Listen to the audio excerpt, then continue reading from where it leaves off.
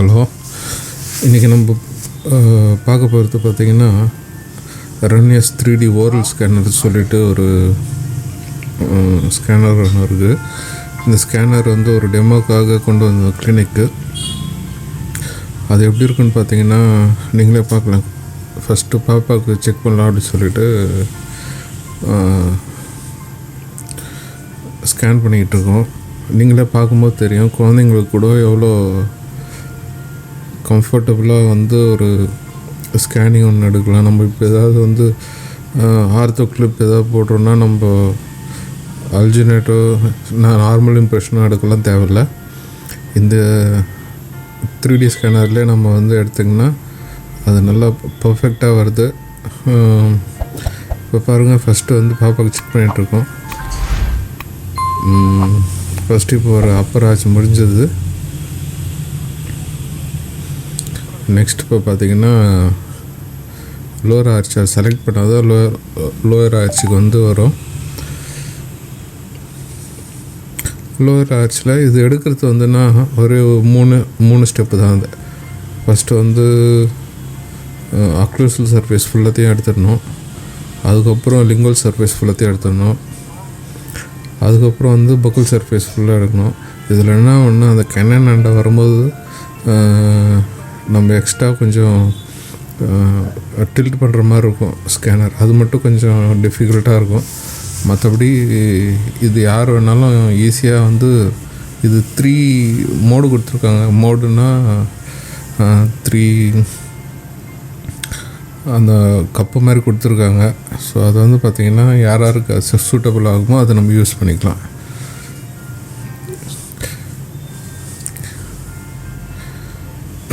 இப்போ பாருங்கள், லோயரும் ஸ்கேன் ஆகிடுச்சு. இன்னும் கொஞ்சம் இருக்குது போல இருக்கு லோயரில் ஸ்கேனு. இப்போ இந்த அப்பர் லோயர் ரெண்டுத்தையும் தனித்தனியாக ஸ்கேன் பண்ணிவிட்டு நம்ம அக்ளூஸில் கடிக்க சொன்னோன்னு வச்சுக்கோங்க. அதாவது கடாப்பல்ல கடிக்க சொல்லிவிட்டு இருங்க, பாப்பா கடாப்பல்ல கடிக்கிறதுக்கு ரொம்ப கஷ்டப்படுறேன்.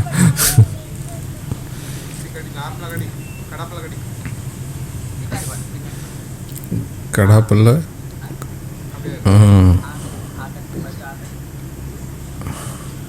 இது பெரியவங்களாக இருந்தால் கொஞ்சம் ஈஸியாக இருக்கும் கடிக்க சொல்கிறதுக்கு. குழந்தைங்கன்னா கொஞ்சம் நம்ம 2-3 வாட்டி சொல்லிட்டு தான் இருக்கணும். இது வந்து ஃபுல்லாக பக்கல் சைடு கடிக்க சொல்லிவிட்டு நம்ம பைட் ரெஜிஸ்ட்ரேஷன் பண்ணுறதுக்கு. இது வந்து நான் ரொம்ப கஷ்டமாக இருக்கும்னு நினச்சேன். பட் ஆனால் இது கடித்து கிட்டத்தட்ட ஒரு 1 or 2 seconds தான். நீங்களே பார்க்கலாம், 1 or 2 secondsலேயே உங்களுக்கு அக்ளூசிவ் பைட் வந்து ரெக்கார்ட் ஆகிரும். இப்போது அதே போல் ரைட் ஹேண்ட் சைட்லேயும் வந்து நம்ம அக்ளூசிவ் பைட்டு ரெக்கார்ட் பண்ணணும். அது பார்த்திங்கன்னா அக்ளூசிவ்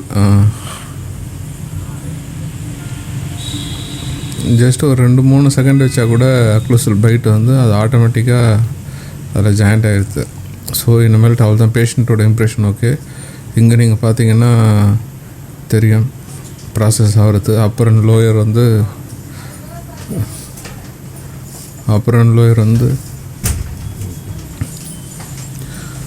ஃபுல்லாக ப்ராசஸ் ஆகிறதுக்கு ஒரு 20 seconds எடுத்துக்கும், அவ்வளோதான். நீங்கள் பார்த்தீங்கன்னா தெரியும் அக்ளூஸில் வந்து கரெக்டாக மேட்ச் ஆகிருக்கு. அந்த சின்ன பிளாக் கலர் டாட் இருக்கிறதெல்லாம் ஸ்கேன் ஆகல. அது பார்த்திங்கன்னா தெரியும். அதே சொல்லி கொடுக்குங்க. இங்கே பார்த்தீங்கன்னா ஃபஸ்ட்டு ஒரு 3 இதில் பார்த்தீங்கன்னா சின்ன டாட் இருக்கும். நம்ம அதை திருப்பி வேணால் ஸ்கேன் பண்ணிக்கலாம், ஒன்றும் பிரச்சனை இல்லை. இப்போ இது பைட்டுனா எங்கெங்கெல்லாம் ஹை பாயிண்ட்ஸ் எவ்வளோ இருக்குதுன்னு சொல்லிட்டு அதுவே காமிச்சு கொடுக்கும். க்ரீன் கலர், எல்லோ கலர்லாம் காமிச்சு கொடுக்கும். நம்ம எல்லாம் ஃபினிஷ் பண்ணால் ஓகே கொடுத்துட்டா அது பேஷண்ட் இது சேவ் ஆகிடுது. இது பார்த்திங்கன்னா இது PDF ஃபைலாகவும் கொடுத்தது. ஸ்கேன் பண்ணிவிட்டு DC இருந்தால், அதாவது பல் சொத்தையாக இருந்தால் சொத்தையாக இருக்குது, அதுக்கு வந்து பல் அடைக்கணும்னு சொல்லுது. அதுக்கப்புறம் வந்து கேல்குலஸ் இருக்கா இல்லை பிளாக் இருக்கா, அது எல்லாமே டீட்டெயிலாக ஒரு PDF ஒரு அதே தானாக ஜென்ரேட் பண்ணிவிடுது. இது நம்ம பேஷண்ட்டுக்கு அப்படியே வந்து ஷேர் பண்ணிடலாம். அப்பர் ஜா, லோயர் ஜா, பைட்டு 2 எல்லாம் இருக்கும். இதில் இந்த பாருங்கள்,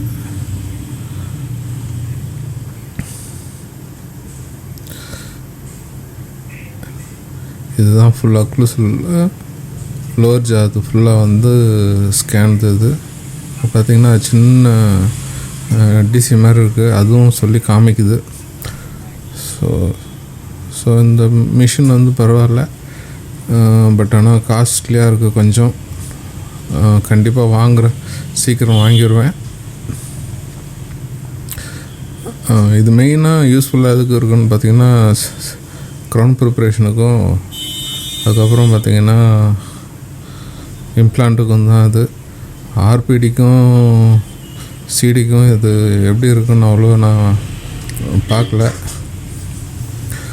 இது வந்து மாடலாக மாற்றி நம்ம லேபுக்கு சென்ட் பண்ணிக்கலாம். இதிலே நம்ம வந்து ஸ்பேசஸ்லாம் இருக்குது, அந்த ஸ்பேஸ் எவ்வளோ டிஸ்டன்ஸ் இருக்குன்னு கூட கரெக்டாக கணக்கு காமிக்குது. ஸோ சரிங்க, உங்களுக்கு இது வந்து அப்பர் ஜா.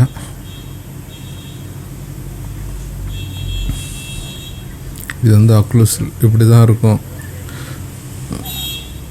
ஸோ பேஷண்ட் இது சேவ் பண்ணியாச்சு.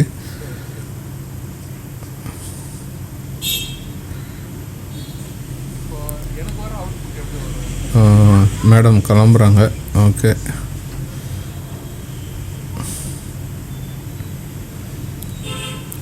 இப்போ சேவ் கொடுத்துட்டு இப்போ நெக்ஸ்ட்டு ப்ராசஸ் என்னென்னா, நம்ம வந்து நெட்டு கனெக்ட் பண்ணணும். மெயினாக நெட்டு கனெக்ட் பண்ணதுக்கப்புறம் எந்த லேபுக்கு வேணாலும், எந்த லேப் கேட்காம் வச்சுருக்காங்களோ இல்லை அவங்க 3D பிரிண்டர் வச்சுருக்காங்களோ அவங்கக்கிட்ட நம்ம இது சென்ட் பண்ணலாம். இதில் சென்ட் பண்ணுறது பார்த்திங்கன்னா மொத்தம் ஒரு 2, 3, 4 வெரைட்டி இருக்குது. 4 டைப்ஸ் வெரைட்டிஸில் நம்ம வந்து இது சென்ட் பண்ணிக்கலாம். சரிங்க, ஃபஸ்ட்டு அந்த சாஃப்ட்வேர் ஓப்பன் பண்ணிக்கணும். ஓப்பன் பண்ணிவிட்டு லாகின் பண்ணிக்கணும்.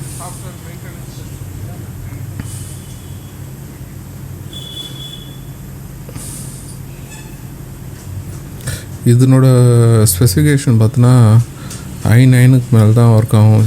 அதாவது இன்டெல் i9 12th ஜென்ரேஷன், இல்லை i5 12th ஜென்ரேஷன் இருந்தால் தான் இது சாஃப்ட்வேர் ஒத்துக்கும். என்னோடய கம்ப்யூட்டரில் கூட கிராஃபிக்ஸ் கார்டு மாற்றணும், ஒத்துக்க மாட்டேங்குது. ஸோ அதுக்கு தனியாக ஒரு 60,000 இன்வெஸ்ட்மெண்ட் பண்ண வேண்டியதாக இருக்கும். இப்போ நம்ம அது ஷேருன்னு கொடுத்தோன்னே அங்கே பாருங்கள், ஷேருக்கு வந்து லோட் ஆகுது. க்ளவுட் ஸ்டோரேஜ் இவங்க ஒரு 250 GB கொடுக்குறாங்க. ஸ்பேஸ் வந்து இவங்களே வந்து நம்ம வாங்கினோன்னா ஒரு 250 GB. இப்போ இது மாதிரி QR கோடு ஸ்கேன் வந்துடும். இதை வந்து நம்ம ஃபோட்டோ எடுத்து டைரெக்டாகவே வாட்ஸ்அப்பில் அனுப்பிச்சிக்கலாம், அது மாதிரி பண்ணிக்கலாம். இதுதான் இன்டர்வல் ஸ்கேனரோட அடிப்பகுதி. இது வந்து பார்த்திங்கன்னா இது இன்னொரு கேஸ். இது ஆர்த்தோடான்டிக் கேஸ். இது ஆர்த்தோடான்டிக் கேஸ் எப்படி இருக்குன்னு பார்த்திங்கன்னா, இப்போ பார்த்திங்கன்னா ஒரு கீழே சின்னதாக ஒரு பல் இருக்குது. அக்ளூஷன் வந்து அவருக்கு ஸ்ட்ரெயிட்டாக இருக்காது. ஸோ அது ஸ்ட்ரெயிட் பண்ணி அவுட்புட் ரிசல்ட் எப்படி இருக்குன்றது நம்ம இதிலே பார்த்துக்கலாம். இப்போ பாருங்கள், அக்ளூஸில் வந்து ஸ்ட்ரெயிட்டாக இருக்கிற இது வந்து கோணையாக இருக்குது. அதை நம்ம வந்து ஸ்ட்ரெயிட் பண்ணி காமிச்சிட்டு கொடுத்தோன்னா அனிமேஷன்லேயே உங்களுக்கு வந்து காமிச்சிடும் உங்களோட அவுட்புட்டு இப்படி தான் இருக்கும் அப்படின்னு சொல்லிட்டு. ஸோ இதில் நிறைய ஆப்ஷன்ஸ் இருக்குது. இதில் எனக்கு 1-2 தான் காமிச்சாங்க. இப்போ மீதி நம்ம 3D ஸ்கேனர் வாங்கினப்போ நம்ம உட்காந்து கற்றுக்கலாம். இதில் பாருங்கள், பல் ரிமூவ் பண்ணிவிட்டு கூட நெக்ஸ்ட்டு அந்த பல்லோட அரேஞ்ச்மெண்ட் எப்படி இருக்குன்றது கூட காமிக்கும். அவர் பேசிக்கலாக அந்த சின்ன பல் எடுக்கிறதுக்கு தான் அந்த ட்ரை பண்ணுறாரு. பட் ஆனால் அது 2 பல்லாக செலக்ட் ஆகுது. இப்போ பாருங்கள், ஒரு பல் ரிமூவ் பண்ணிவிட்டேன். அந்த பல்லுக்கு ஏற்ற மாதிரி நம்ம வீனியர்ஸோ இல்லை கப்போ க்ரௌனோ அது மாதிரி நம்ம அதில் செஞ்சுக்கலாம். அதில் ஸோ நல்ல ஆப்ஷன் கொடுத்துருக்காங்க.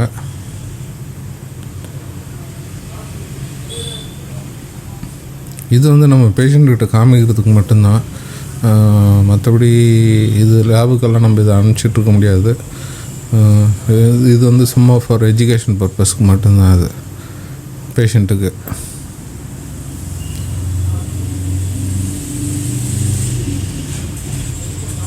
இதே அப்படியே மாடலாக மாற்றி இது நம்ம அனுப்பலாம், அது விஷயம் இல்லை. இதில் பார்த்திங்கன்னா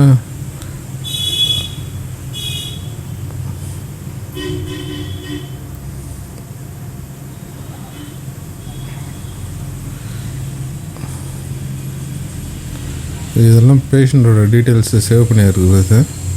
இதுதான் அந்த ஸ்கேனரு. பாருங்கள், கைக்கு கம்ஃபர்டபுளாக இருக்குது. ரொம்ப ரொம்ப light weight. One touch button தான். ஒரு டச் பண்ணால் ஆன் ஆகிடும், ரெண்டாவது டச் பண்ணால் ஆஃப் ஆகிடும். அது நடுவில் வந்து உங்களுக்கு ஸ்கேன் ஆகும்போது சவுண்டு கொடுத்துக்கிட்டே இருக்கும். எந்த இடத்துல உங்களுக்கு சவுண்டு வரலையோ அந்த இடத்துல வந்து ஸ்கேன் ஆகலான்னு அர்த்தம். மியூசிக் வந்துகிட்டே இருந்ததுன்னா உங்களுக்கு ஸ்கேன் ஆகுதுன்னு அர்த்தம். ஸோ இது யூஸ் பண்ணுறதுக்கு வசதியாக இருக்குது. எங்கன்னா நம்ம விட்டுட்டோம்னா அந்த இடத்துல சவுண்டு நின்றுடும். ஸோ அதே இடத்துல இருந்து நம்ம திருப்பியும் ஸ்கேன் பண்ணிக்க வேண்டியது தான். பாருங்கள், கை கடக்கமாக தான் இருக்குது. பட் ஆனால் 7.5 lakhs சொல்கிறாங்க. இது வாங்கி இதிலேருந்து இன்வெஸ்ட்மெண்ட் எடுக்க முடியுமான்னு தெரியல. கூடி சீக்கிரம் இந்த ஸ்கேனர் வாங்கலான்னு ஒரு பிளான் பண்ணியிருக்கேன். இதுலேயே உங்களுக்கு பார்த்தீங்கன்னா அந்த டிஸ்டன்ஸ் எல்லாம் காமிக்கிறாங்க பாருங்கள், பல்லோட ஸ்பேஸோட டிஸ்டன்ஸு.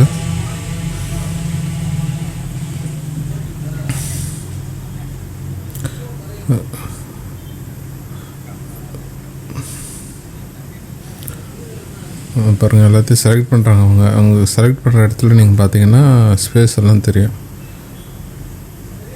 ஸோ அவ்வளோதான், இதுதான் அவுட்புட்டு.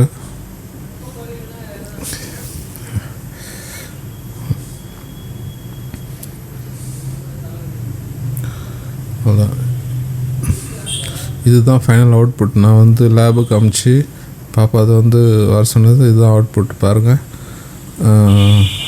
இப்படி தான் வந்து மோல்டு பண்ணுவாங்க 3D பிரிண்டிங் மிஷினில். மோல்டிங் இப்படி தான் வரும். நம்ம அல்ஜினேட்டில் மிக்ஸ் பண்ணி ஸ்கேனெல்லாம் எடுக்கிறதோட இதில் பாருங்கள் எவ்வளோ சூப்பராக வந்திருக்கு. அதாவது ஒரு சின்ன இது கூட மிஸ் ஆகாமல் எல்லாமே அக்யூரேட்டாக வந்திருக்கு.